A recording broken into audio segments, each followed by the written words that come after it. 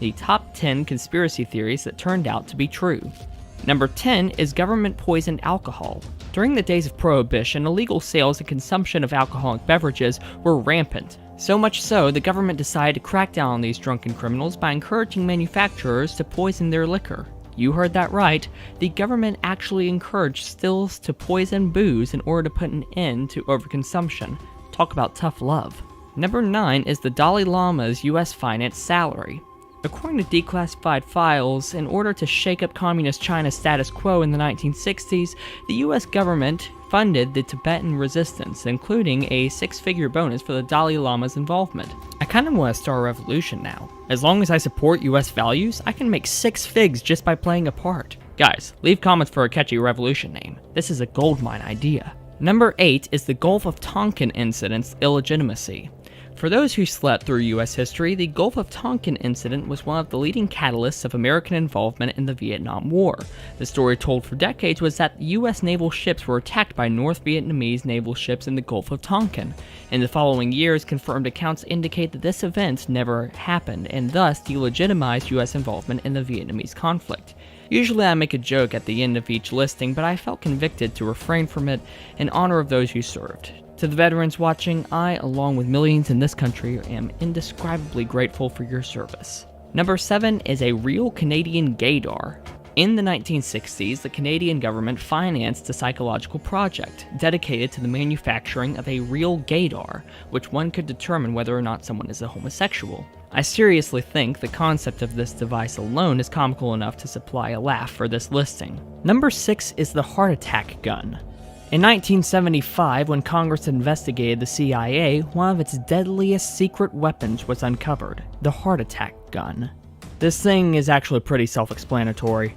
The gun would shoot small poison darts which were able to penetrate clothing and skin. The dart would then inject that poison into the bloodstream, inducing a heart attack.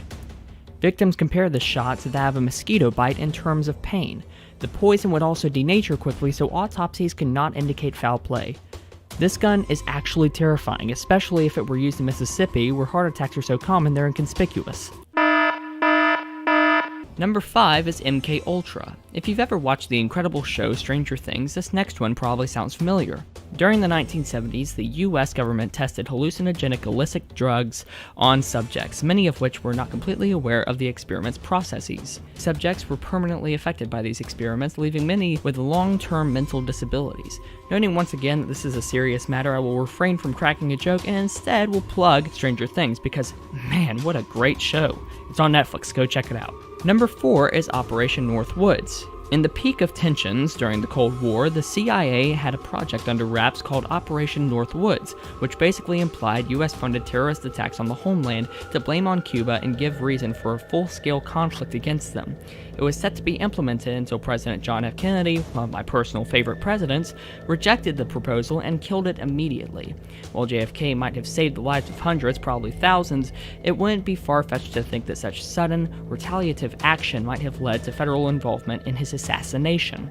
Pure, masculine beauty, along with choosing not to execute horrible, deadly operations, comes with a price. Number 3 is the Tuskegee syphilis experiment. Between the years of 1932 and 1972, the U.S. Public Health Service experimented on impoverished African Americans who had contracted the sexually transmitted disease syphilis. Health service officials never made these undeserving individuals aware that they were suffering from the disease and refused to treat them. Instead, they simply stated that the subjects had bad blood. Within those 40 years, nearly half of those subjects died as a result of untreated congenital syphilis. Not cool, public health service, not cool. Number 2 is Bohemian Grove. While no evidence of an all-powerful world government exists, there are confirmed examples of world leaders meeting in cultic groups and areas, including that of Bohemian Grove, a getaway destination for world elites in California.